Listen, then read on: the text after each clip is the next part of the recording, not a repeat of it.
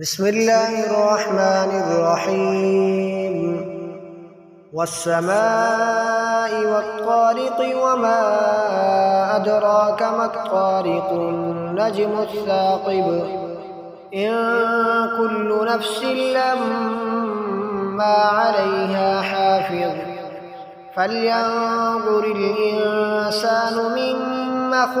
خلق من ماء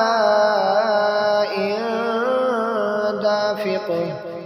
يخرج من بين الصلب والترائب إنه على رجعه لقادر